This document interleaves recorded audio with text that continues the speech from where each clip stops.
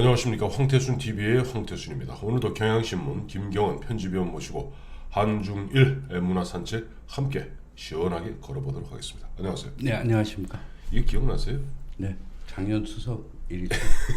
이게 원래 노래 중에 불효자는 웁니다 하는 옛날 그 민중가요가 있었죠. 애절한 가요인데 오지 마라. 오지 마라. 코로나 때문에 움직이지 마라. 안 와도 된다. 그래서 충청도 어디서 불효자는 웁니다가 아니라 불효자는 옵니다. 이랬는데 결국 이 코로나 때문에 결국 관훈상제 아주 양태가 싹 바뀌었어요. 예. 그 얼마 전에 카카오티라고 네네. 그 카카오에서 하는 내비게이션 네네. 앱입니다. 예. 저도 그거 거기서 쓰고 이제- 있습니다. 예. 예. 뭐 그 이동 거리라든지 네네. 이런 걸 추적해서 데이터를 분석했는데 네네. 그 결론은 네. 한마디로 이렇게 났습니다. 뭐라고요? 관훈상제의 민족이 바뀌었다. 우리 민족의 관원상제 풍습이 싹 바뀌었구나. 예. 그러니까 종전에 예의이던 것이 네. 그 예의가 아닌 게 되고 그 불효자는 온다니까. 불효자가 오게 되고 고향에 가면 불효자가 되는 거고 서울에서 안 내려가고 전화로 저 안부 여쭙고 그다음에 뭡니까 그저 송금하면은 효자 되는 거고. 근데 그 정도로 그 코로나 전후가 많은 차이가 있어요. 예, 그러니까 조금 전에 얘기했던 네. 카카오티에서 네네. 이제 그 사람의 이동의 네네. 데이터를 가지고 네. 분석을 했는데요. 네. 이제 최초로 이제 창궐이 시작됐을 때 네. 2월달에 네. 무려 43%가 경조사의 길을 네, 뭐 접었다. 그리고 조금 사정이 나아졌던 그 5월과 뭐 10월에도 네네. 그 22%가 줄었다. 또 실제적으로 보여줄 수 있는 게 네. 서울 삼성병원에서 예예. 그 한 빈소당 아, 조문객 수를 평균을 냈습니다. 8월에서 12월까지 예, 예. 평균을 냈는데 네. 코로나 이전에는 251명 평균. 네네. 한그 이제 문상객이 한 빈소당 네. 문상객이 한 200 몇 명 되던 것이 51명에서 81명으로 무려 3배가 줄었다. 3분의 1로 3분의 1로 줄었던 거죠. 감축했군요. 그래요. 안 그래도 지난해부터 보면은 뭐 제 주변에 보면 먼저 혼인 청첩장이라든가 부고라든가 근데 언제부턴가 이제 보니까 부고를 다 카톡으로 보냅니다. 네. 또 청첩장도 카톡으로 보내고 예전에는 보면 특히 이제 부고나 청첩장 보낼 때 이렇게 보면 의례적으로 뭐 있잖아 뭐 축의금 안 받습니다. 네. 그다음에 무슨 뭐저 화환 안 받습니다. 근데 요즘은 딱 써 마음 전할 곳. 뭐 예를 들어서 뭐 무슨 무슨 은행 계좌 땅땅땅 상주 이름 땅땅땅 써서 보내는 것이 일상화됐어요. 예. 일상화됐죠. 그래서 이제 네. 그 송금이 네네.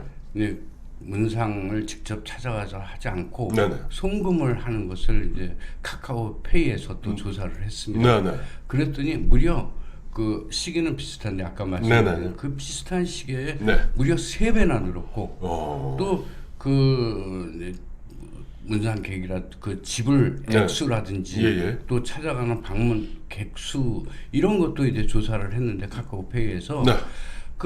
한 달에 한 1.5회 예. 그리고 또 한 16만 9천 원 정도로 이렇게 뭐 경조사비로 경조사비로 이렇게 내던 게 그게 줄어서 0.7회로 8만 9천 원으로 이렇게 줄었어요. 그러니까 어떻든 뭐 문상을 안 하게 되는 게 훨씬 더 늘어난 셈이 된 거죠. 이제 뭐 조금 좀 이상한 얘기입니다. 혼주나 네. 상주 입장에서 좀 그래도 오히려 더 편할 거야. 예를 들어서 보면은 뭐 결혼식장 와서 뭐 예를 들어 돈 10만 원 부조하고 먹는 건 8만 원어치 먹고 가잖아요. 근데 요즘은 그냥 아예 그냥 돈으로 보내고 별도로 하는 게 없으니까. 뭐 그 뒤에 뭐 인사는 다 하겠죠. 네네. 네. 인사하지만 특히 이제 뭐 문상 되면은 예전에 와서 그 먹어치우는 것도 만만치 않거든요. 근데 지금 그런 게 없는데 아까 이제 보면 아까 뭐 나중에 뭐 인사도 한다고는 합니다만은 예전에 우리 조선시대 예전에 우리나라에서는 그와 같이 뭐 예를 들어 혼사나 상사 때 돈으로 그른바 돈으로 이거 하는 거 아니라면서요? 예. 그때 뭐 어쩔 수 없이 화폐가 그렇게 활성화되어 있는 시장 뭐 그 사회가 아니었기 때문에 그렇죠. 그냥 화폐를 대신하는 게 어떻든 제일 유용한 게 쌀 아니겠습니까? 그렇죠. 그래서 쌀로 이렇게 했는데 네. 그래도 잘 사는 사람들은 그거 받지 않았습니다. 그렇죠. 지금도 마찬가지예요. 받지 않고 네. 또 이제 품앗이로 네. 그 주변에 있는 사람들이 가서 이렇게 일을 해주거나 네. 이렇게 했고요. 네. 또 그 밑에 그 한 중하류 되는 사람들도 네. 이렇게 과하게 하지 않았고 네. 보통 뭐 쌀 한 대박치 이렇게 했고요. 음. 또 이율곡 선생이 쓴 해주 향약에 보면 네. 보통 그건 하나의 그룹이잖아요. 향약이라는 게. 약속이죠. 예, 그 거기서 그룹의 약속인데 네. 보통 뭐 쌀 한 대 해가지고 한 그 그룹이 쌀 한 5말 정도 이렇게 하는 것으로 이렇게 규약이 정해져 있다고 합니다. 그래요. 안 그래도 이번에 이제 다음 주는 설입니다만 네. 설 연휴가 시작됩니다만 정부에서는 이번 설 연휴 기간에도 네. 이른바 사회적 거리두기를 계속 유지하지 않아요? 그러니까 사적 모임이 5인이 돼버리잖아. 네. 뭐 어떻든 뭐 집안에 뭐 자녀들만 몇 명 와도 그러니까 그런 부분에 그래서 참 보면은 정말로 한 1년 사이에 우리 관혼상제 풍습이 왕창 바뀌었는데 일본과 중국은 어때요? 예. 근데 일본 같은 경우에는 네. 그 벤니초라 그래갖고 이제 한자로 쓰면 편리장입니다. 네네. 근데 이런 게 뭐냐면 경조사에 관한 네네. 그 기록장이죠. 그래서 자기네가 어느 문상을 갖고 어느 결혼식에 참석을 했고 또 거기에서는 장례 행렬에서는 순서가 어디쯤에 차지하고 있으며 네네. 결혼식에는 어느 자리에 앉았는지 아주 꼼꼼히 기록을 참 남겨갖고 일본 사람들이 보면 기록이 네. 기록이 귀신들이에요. 네, 그걸 다 남겨놓습니다. 그런데 우리랑 가장 뭐 이건 옛날 풍습이긴 합니다만 네. 그네들은 지금 당장의 어떤 상주나 네네. 아니면 혼주나 예. 이 사람들과의 거리라 친소 관계라든지 또 이런 것하고 상관없이 네. 선대에 내려오던 관계로 책정되어 있는 또 경조사 비가 따로 이렇게 정해져 있습니다. 그러니까 그래서 할아버지 때 그 예. 할아버지 때부터 예. 이 지방과 저 지방 간의 어떤 그 세류라고 그러나요? 예. 그 세류에 있어서의 그동안 우리 할아버지끼리는 어떤 예. 것을 했고 이런 걸 다 이제 기록을 남겨놓는군요. 예. 예. 그래서 지금 내 친소 관계라든지 네. 이런 거 상관없이 네. 옛날에 정해져 있던 그 규모로 경조사비를 내는 겁니다.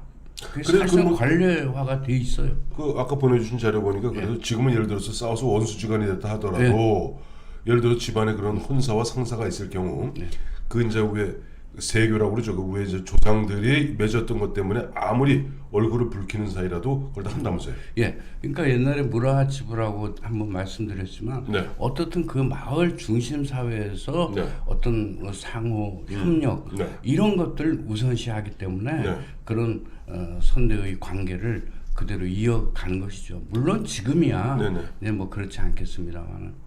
그러니까 부의금, 축의금 이제 받은 만큼 되돌려주는 것이 아까 말씀하신 대로 우리끼리의 문제가 아니라 예. 우리 집안과 처음에 그 이른바 집안과 집안의 이제 그 약속이 있는 거죠. 약속에서부터 그렇게 이제 되는 것이다 하는 거고. 근데 요즘 뭐 코로나 일본도 이제 코로나 때문에 왕창 혼나고 있잖아요. 예. 우리처럼 모바일 송금 많이 하나요? 글쎄요. 근데 제가 뭐 요새는 일본 사람들하고 만날 기회가 별로 없어서 그런데 네. 상식적으로 생각해 보면 네. 그 장례식은 네. 아마 이런 그 모바일이라든지 이런 것으로 통지를 할 겁니다. 그리고 또 그렇겠네요. 갑자기 예. 뭐 예정돼 있는 게 아니니까. 예. 잡혀 있는 게 아니니까. 단 결혼식에서는 그 모바일 청첩을 한다든가 이런 것은 아주 큰 결례로 생각을 합니다. 네. 그래서 왜 그러냐면 걔네들은 결혼식에 자리가 딱 정해져 있어요. 네. 그리고 반드시 그 청첩장을 보내면 그 청첩장에 대해서 참석 여부를 알려줍니다. 보통 엽서나 이렇게 해서 이렇게 알려주면 네. 다 자리가 정해져 있죠. 예. 그러니까 그 뭐 청첩장을 한다든지 뭐 그리고 송금도 네. 거의 지금도 안 하는 걸로 알고 있습니다. 그래요. 이런 코로나 사정에서도. 예, 몇 해 전에 제가 이제 김영광 실장과 교토를 갔다가 이제 뚜벅이 걷기 위해서 간 적이 있는데 마침 그때 이조성이라고 있습니다. 이조성. 유명한 성. 예, 이조성 가면 그 이조성 안에 있는 우리는 찻집 다원 같은데요. 거기서 마침 전통 결혼식을 하고 있더라고. 그걸 봤더니 이제 신랑 신부가 이렇게 앉아 있고 하객이 다 합쳐봐야 하객이 아니다. 15명이 안 돼. 신랑 측에 보니까 아버지 어머니 신랑 빼고 아버지 어머니 형제들하고 한 6명, 7, 8명. 신부 측에 한 7, 8명. 다 합쳐 15명이 그렇게 아주 다 단촐하죠. 단촐하게 결혼식을 하더라고요. 예. 이 이제 일본은 그렇게 하나요, 원래? 예. 그렇게 하고 네.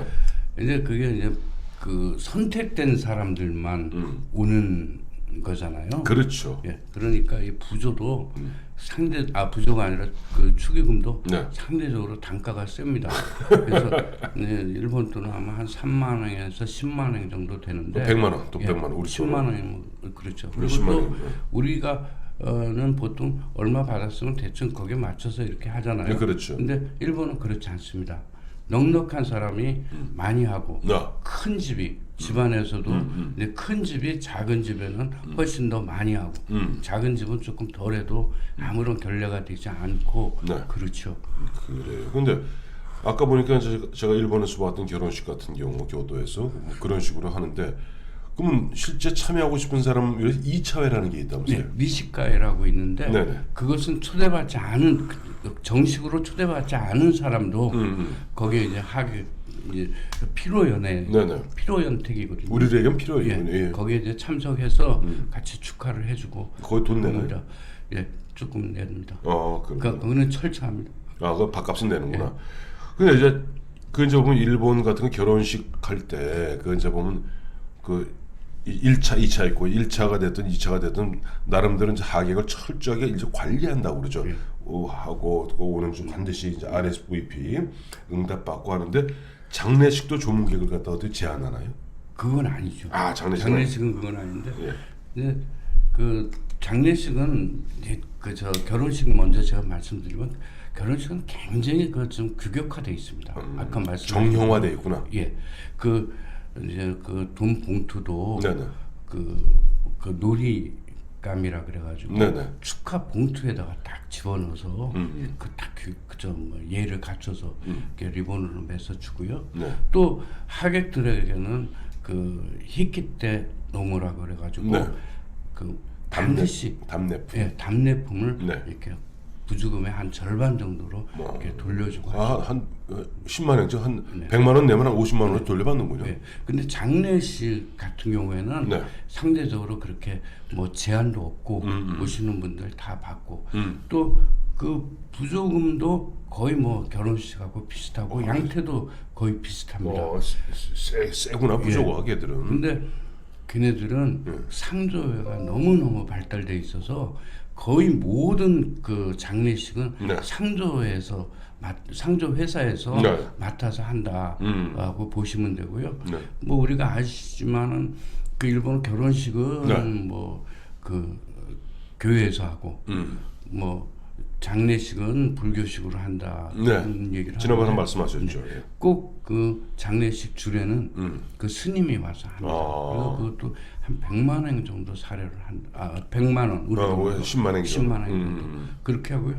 아마 저기 그 고이비토라는 굿바이 우리말로는 이제 그 번역돼서 나온 영화 혹시 아시나요? 몰라요. 저 일본 별로 안 좋아합니다. 그게 아마 일본 좋아하시잖아요. 친일파잖아. 일본을 안다고 해서 친일파라고 하면 안 되고요. 지일파. 근데 이제 그거는 일본의 장례 문화를 아주 잘 보여주는 영화거든요. 근데 이 음악을 뭐 전공한 친구가 그걸 치우고 장의사가 되는 이런 아주 이야기인데 우리나라에서도 잘 알려진 영화입니다. 그래요. 이제 일본은 그렇고 이제 중국 같은 경우는 결혼식이나 장례식에 참석할 때 꼭 주의해야 될 점이 있다면서요? 예.